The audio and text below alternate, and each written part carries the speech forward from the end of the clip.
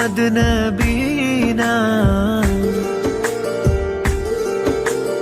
محمد نبینا بالنور آتینا من مکہ حبیبی نور سطع المدینہ. لوگ مدرسے میں نہیں آئے ہیں وہ اب براہ کرم مدرسے کے اندر تشریف لے آئے. اب آپ لوگوں کو اس بات کا بھی پتہ چل جائے گا کہ مدرسے کو سال بھر کے اندر کتنی آمدنی ہوئی ہے اور کتنا خرچ ہوا ہے اور کس کس طریقے سے آمدنی ہوئی ہے اور کس کس طریقے سے یہ خرچ کیا گیا ہے. آپ کا پیسہ صحیح جگہ پر استعمال ہوا ہے یا غلط جگہ پر استعمال ہوا ہے.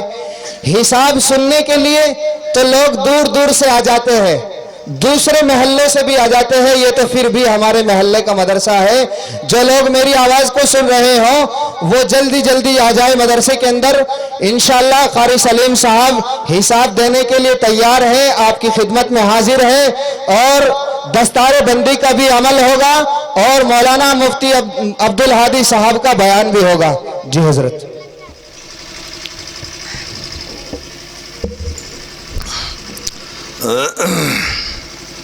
درود شریف پڑھ لو. اللہم صلی علی محمد آل محمد. بسم اللہ الرحمن الرحیم. نحمده ونصلی علی رسولہ الکریم. اما بعد فاعوذ باللہ من الشیطان الرجیم. بسم اللہ الرحمن الرحیم. وما ارسلناک الا رحمۃ للعالمین او کما قال علیہ الصلاۃ والسلام. بھائیوں, محترم بزرگوں اور دوستو, یہ اللہ تبارک و تعالی کا بے انتہا شکر و احسان ہے کہ اللہ رب العزت نے اپنی بنائی ہوئی اس سرزمین کے اوپر ایک ایسا پیغمبر اور ایک ایسا رسول بھیجا جو پوری کائنات کے لیے اللہ رب العزت نے اس کو عالمین بنا کر کے دنیا کے اندر اتارا.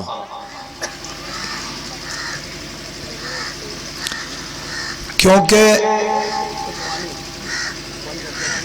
اللہ کے رسول علیہ الصلاۃ سے پہلے اللہ کی اس بنائی ہوئی سرزمین کے اوپر اللہ نے بہت سارے پیغمبروں کو اس دنیا کے اندر انسان کی رشد و ہدایت کے لیے پیدا فرمایا. ہر نبی نے ہر وقت میں اپنی قوم کے اوپر بڑی محنت کی, لیکن محترم بزرگ اور دوستو, اللہ رب العزت نے آقا مدنی جناب محمد رسول اللہ صلی اللہ علیہ وسلم کو اس دنیا کی سرزمین پر جب پیدا کیا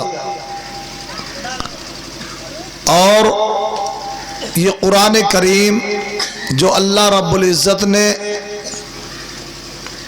اللہ کے رسول کے اوپر اتارا, اس کے اندر ایک لفظ سب سے پہلے جو دنیا کے اندر آیت لے کر کے جبریل علیہ السلام آئے, وہ اقرا, یہ آیت ہے. اللہ رب العزت نے اس آیت شریفہ کے اندر انسان کو یہ حکم دیا کہ پڑھ اپنے رب کے نام سے. علم حاصل کرنے کے لیے اللہ رب العزت نے اس آیت شریفہ کے اندر اشارہ کیا, اور انسان جس کی طرف یہ آیت منسوب ہوئی یعنی اتری, جبریل علیہ السلام کہہ رہے پڑھ, وہ انسان کہہ رہا ہے میں پڑھا ہوا نہیں ہوں, میں پڑھا ہوا نہیں ہوں, میں کچھ جانتا ہی نہیں. جبریل علیہ السلام نے یہ آیت آپ کو یاد کرائی. تو اس لیے مقصد اس آیت کا کیا ہے کہ انسان کو دنیا کے اندر رہتے ہوئے اپنی تعلیم کی طرف گامزن ہونا چاہیے اور تعلیم حاصل کرنی چاہیے۔ قرآن کریم کا پہلا جملہ آسمان خداوندی سے نازل ہوتا ہے اور جبریل اس کو لے کر کے دنیا کے اندر آتے ہیں اور انسان کو حکم دیتے ہیں پڑھ۔ لیکن جس سبق کو ہمیں پڑھایا گیا دوستو اس سبق کو ہم بھول بیٹھے، اور جب جو قوم اپنے مذہب سے دوری اختیار کر لیتی ہے وہ قوم راست سے بھٹک جاتی ہے۔ تعلیم نہ ہونے کی بنیاد کے اوپر وہ قوم اپنے راستے سے دوری اختیار کر لیتی ہے۔ ہم خود غور کریں، ہم اس بات کے اوپر خود غور کریں۔ قرآن کریم ایک جگہ نہیں سینکڑوں جگہ اس قرآن کریم کے اندر اللہ رب العزت حکم یہی فرماتا ہے کہ نماز کا حکم، عبادت کا حکم، اور اس کے وہ بھی یہ کہ اس کے اوقات کے مطابق۔ یہ نہیں کہ تم ہر وقت میرے سامنے سجدے میں پڑے رہو، جب اس کا اوقات آ جائے، وقت آ جائے، نماز ادا کر لو اور اس کے بعد حلال روزی تلاش کرو۔ اور یہ مدارس اسلامیہ جو کچھ ہے رات سے اب تک مدرسے کا سالانہ جلسہ ہے، پچھلے سال تو غالباً یہ جلسہ ہوا ہی نہیں تھا، اللہ ماشاءاللہ لاک ڈاؤن کی وجہ سے کہیں ہو گیا، کسی کا موقع مل گیا، کہیں ہو گیا، کہیں نہیں ہوا۔ لیکن یہ مدارس جو ہے وہ دین کے قلعے ہیں، سب کچھ آپ کو علماء کرام دین کی باتیں رات سے اب تک بتلا رہے ہیں۔ آپ کا یہ سالانہ جلسہ جو ہے اس وقت میں اختتام پر ہے، بس دستار فضیلت اور دعا ہونی ہے، یہ دو کام باقی ہیں۔ اس کے اندر اللہ رب العزت نے ان مدارس کے ذریعے سے ایک بچہ حافظ قرآن، ایک سال میں بہت کچھ، ایک بچہ حافظ قرآن ہو رہا ہے، مدرسے نے آپ کو بہت کچھ دے دیا۔